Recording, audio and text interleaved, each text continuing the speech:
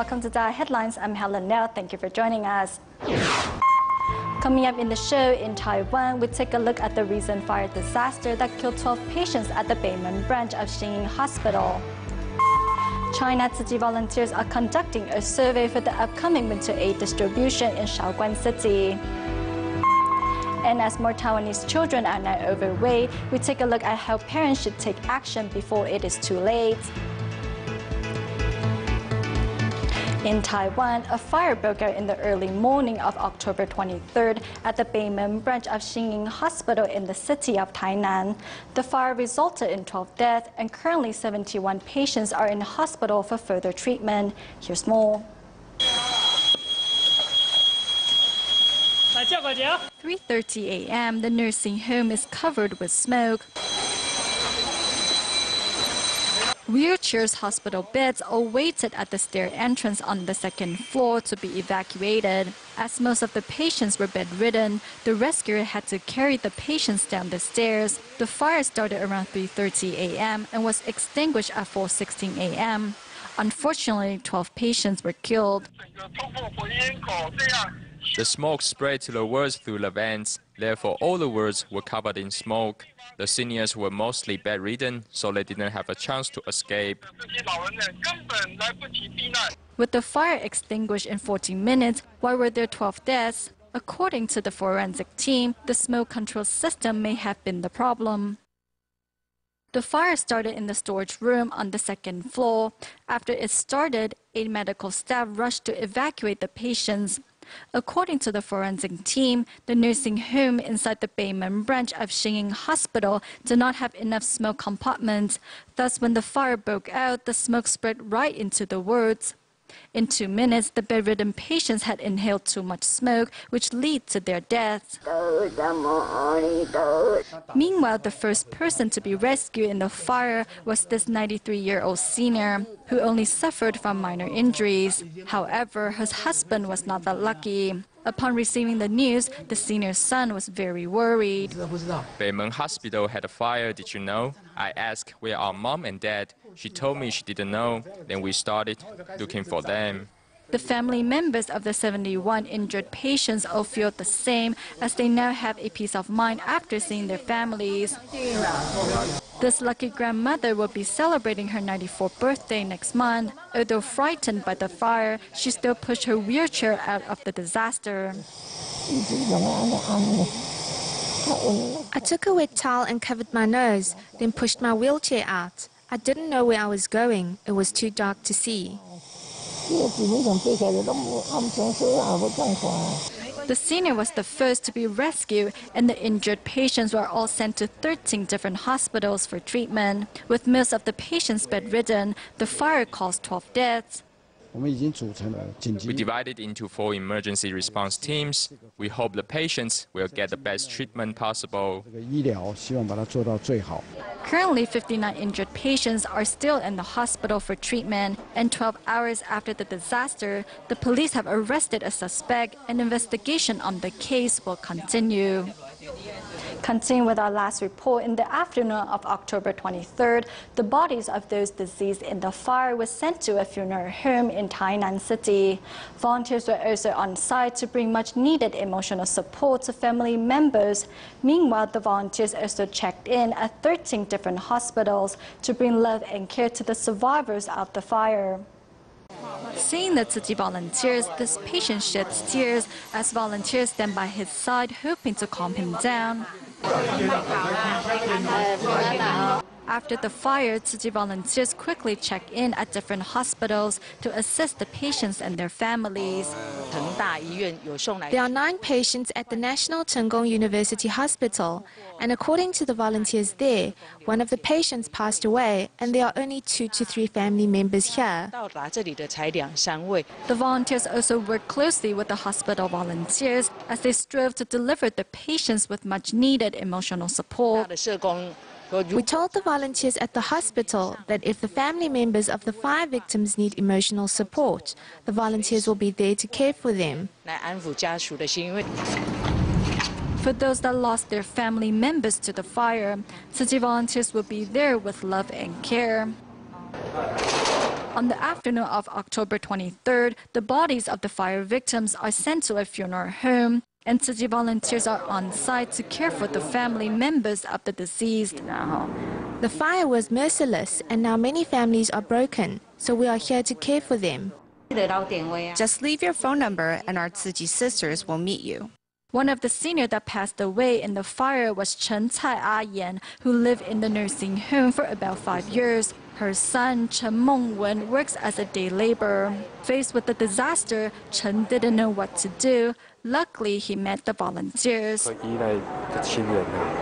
I met people that I can rely on and to whom I can explain my situation. At least when I'm confused on what to do, the volunteers will be here to help me. In the future, the volunteers plan to stay by the side of the family members of the fire victims and provide them any assistance needed. Staying in Taiwan, Sophie Yang from Indonesia underwent tumor removal surgery on the right side of his face on the morning of October 22nd. Currently, the boy is recovering in the intensive care unit. Here's more. Sophie-An has returned to Hualien Tzu Chi Hospital in Taiwan to remove the remaining fibrous dysplasia around his right eye. This time, the surgery is to preserve the vision in his left eye and solve his cornea inflammation. His eye suffers from frequent cornea inflammation. The eye area is red and raw. It might affect his left optic nerve or his left oculomotor. If that happens, it might affect the vision in his left eye or constrict eye movement. Due to the size and complexity of the surgery was conducted by several different doctors. First off was TCH's neurosurgical director, Qiu Tonglang, who removed the tumor from the forehead area. Following, doctors from the ENT department and ophthalmology department concluded the surgery. This time we are removing the tumor so that his eye no longer protrudes and he can close his eyelids. This way his eye will be protected. Their surgery started at October 22nd at 9:18 in the morning with Indonesian Tzu Chi volunteers by Sophie-An's mother's side the whole time. What was supposed to be a 10-hour surgery finished in only 8, with the Vice Superintendent, Dr. Chen, at the last leg of the surgery, removing the remaining tumor in his nose. The whole surgery went pretty smoothly. He is recovering well. I think this will change his outward appearance dramatically.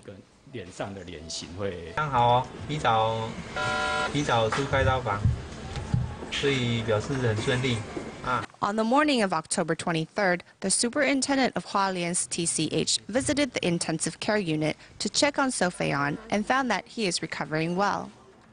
The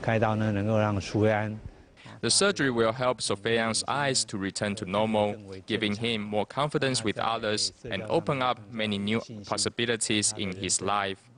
The diagnosis team is confident that Sophie-An will be able to leave the ICU in a week, and then, after 1 to 2 more weeks of rest in the hospital, he will be ready to begin his life.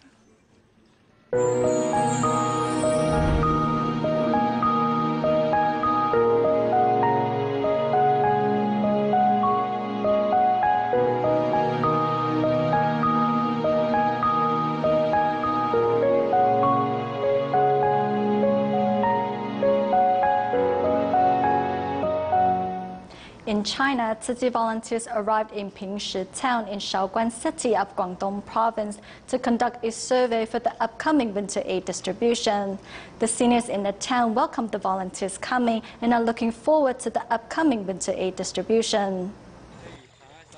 In Pingshi town, most young people have left to seek better lives. Tzu Chi volunteers remain, however, bringing care and love to the town. Thank you very much. This grandma's 2 sons have passed away, so she is raising her granddaughter on her own.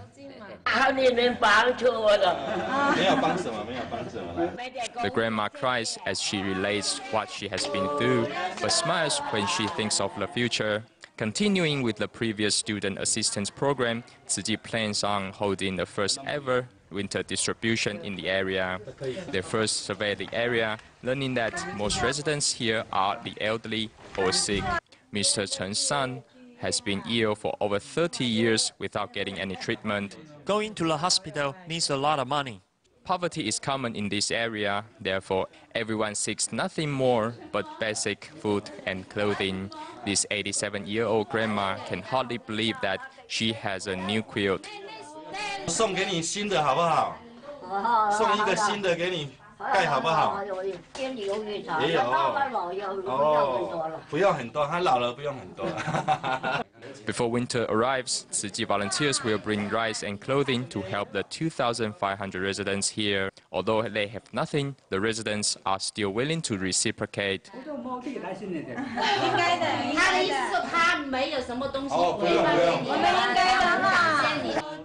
With a Tzu Chi promise in hand, the residents in Pingshi town see a warm winter on the horizon.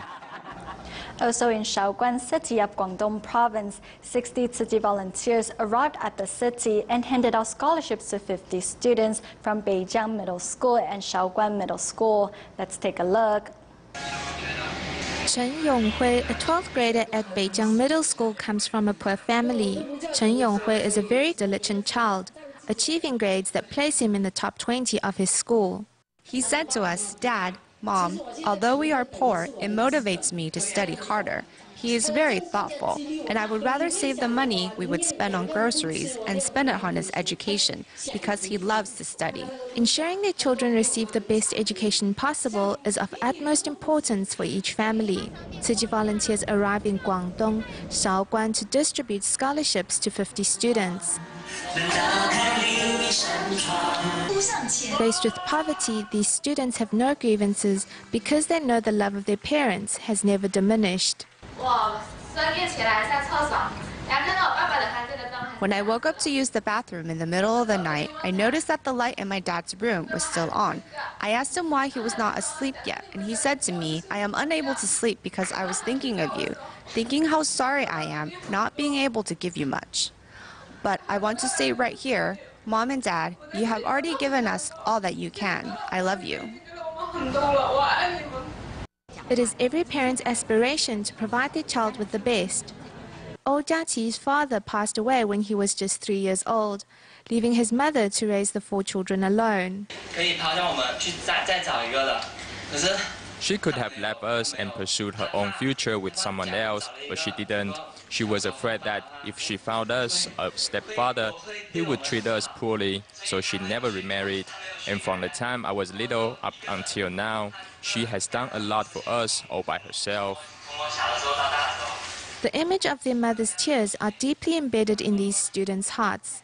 Even in the toughest times, each family is united and they know there is a rainbow after every storm. In our next report, we take a look at the story of Li Chengbing, who suffers from brain cancer. However, the boy still keeps a positive attitude and shows filial piety to his parents. Other than receiving Tzu Chi's New Shoes Scholarship, he was also awarded the Filial Piety Award. After school, Li Chengbing first burns firewood to boil water.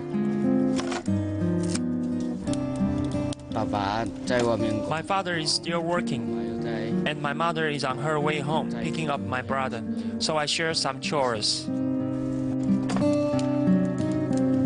Before his parents return home, Chengbing is preparing meals in the kitchen.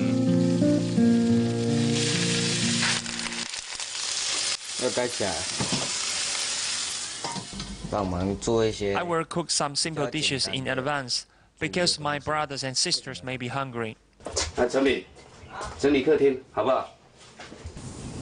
After finishing his household chores, Chengbing starts to study. As he takes off his cap, an U-shaped scar on his head can be seen. I saw the surgical instruments in his head. He didn't cry like I did. He only had tears in his eyes when he saw me. In the 3rd grade of elementary school, Chengbing was diagnosed with brain cancer. Although he underwent surgery to remove the 6-centimeter tumor, the cancer cells are still spreading. The doctor said he needs to undergo a second craniotomy. I refused because I may lose him this time. I feel he is braver than I am. Sometimes he jokes that since he has lost a patch of hair, why not shave the whole head? Chen Bing's parents remain strong as they have been always accompanied by Tzu Chi volunteers. They live in the countryside where people are simple. The ways they educate their children are very upright. Bald-headed Chen Bing returns to school, where he looks a little different from his classmates. After receiving a week of chemotherapy, he still insisted on coming to school. I find that really admirable.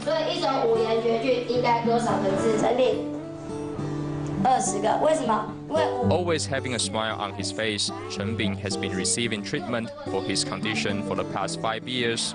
The school's counseling director told me his condition is unstable. He told me to be prepared and also to ask other students to pay more attention to him.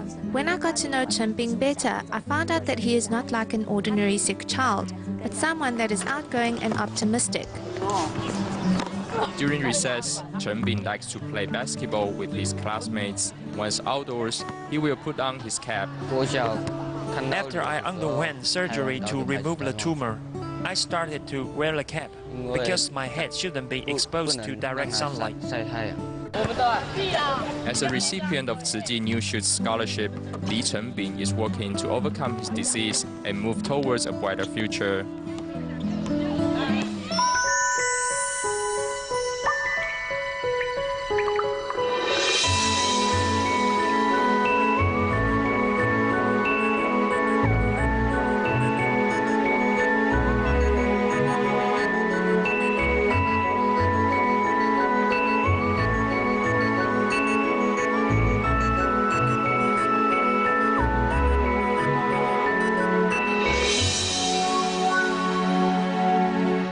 In Taiwan, more than a quarter of children are now overweight. Although the reasons behind the spike are many, the dangers are undisputed. In today's report, we take a look at how overweight children may also become overweight adults and how parents should take action before it is too late. Here's more. These students gather at the school's computer lab, but they are not here to learn about computers.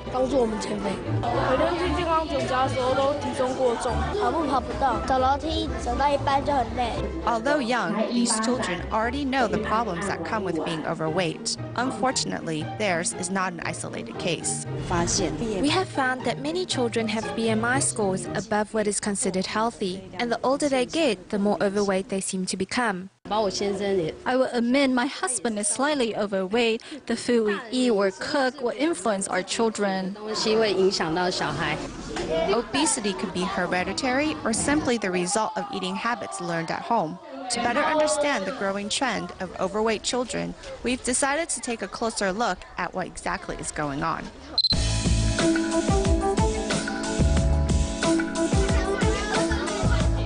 At his after-school daycare center, Ting Yi first wolfs down a bowl of noodles before starting his homework. Around 4 p.m., he then has a snack. He then continues to write his homework until his father picks him up. At home, he then waits for dinner.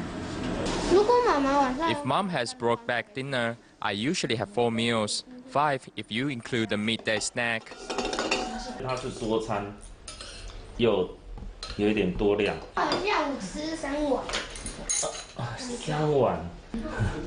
Savoring his father's cooking, Ting Yi cleans his plate in 10 minutes flat.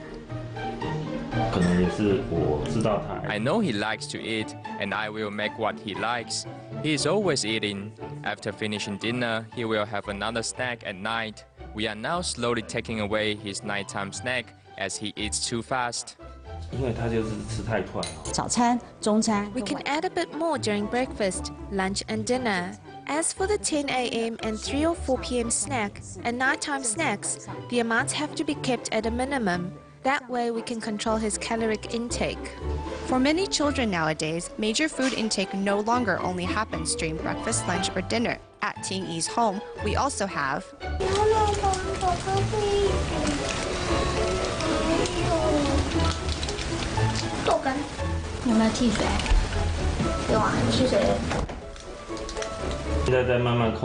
We are now controlling what he eats because I think he has gotten too fat. So we will take him to exercise. He loves skateboarding and it helps him burn a few calories.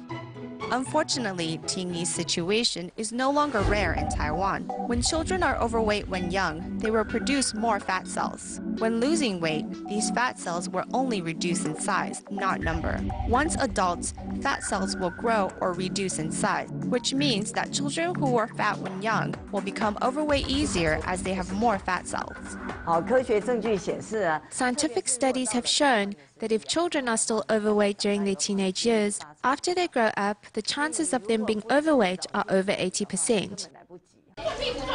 So that means if parents or relatives allow their children to become overweight when young, they are setting them up for a lifetime battle with their weight, as well as high risk of chronic disease when young. They will suffer from sleep apnea. Their growth and development will be affected. They will become more withdrawn, and even when young, they will start to have metabolic problems. And how are the children being affected by their weight?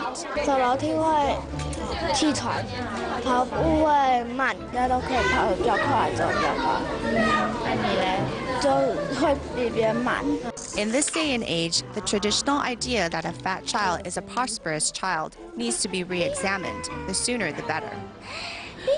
How many hours a day do you stare at your phone? According to doctors, prolonged viewing of things up close and then suddenly looking far away harms the eye's muscles and can cause deterioration of eyesight. It is suggested that for every hour of looking at things close up, you rest your eyes for 10 minutes to help preserve your eyesight. On the streets, while waiting, in the train, even while walking, your eyes never leave your phone. I normally use my phone for 3 to 4 hours a day. Sometimes my eyes will get tired. One smartphone is not enough. This gentleman has 2 phones, one to make calls, the other to browse the internet. Normally at home, I'll use the computer to browse the internet. I only use the phone to browse when I'm out. Doctors say staring at your phone for long periods of time, then suddenly looking up at faraway things, harms your eyes. One 35-year-old's vision worsened considerably in just half a year's time from constantly playing on his phone. When you're looking at things close to you, your ciliary muscles contract. If you suddenly have to look up, the ciliary muscle needs to expand, and sometimes there's not enough time to react, so sometimes your vision will blur, as the adjustment time takes a little bit of time. As smartphones have gone mainstream, those who suffer from pseudomyopia has increased 10 times. Doctors mention that if pseudomyopia is not treated, it can turn into nearsightedness and early onset of presbyopia. This type of distance causes overuse of the ciliary muscle and can cause early deterioration of vision. For prevention of this, please try to rest 10 minutes for every hour you use the phone. Giving your eyes plenty of time to rest is key. If you feel your eyes are dry, hurts, or are experiencing blurry vision, then a visit to the ophthalmologist is a must, as the apple of your eye is much more important than the one in your hand. At the end of the show, we go to Malaysia, where Tzu Chi Kuala Lumpur Selangor chapter held a joint sports day with the UNHCR. Before the sports day, Tzu Chi volunteers arrived at the refugee schools to hand out clothes and shoes. We'll leave you with these images. Thank you for watching DaAi Headlines. Goodbye.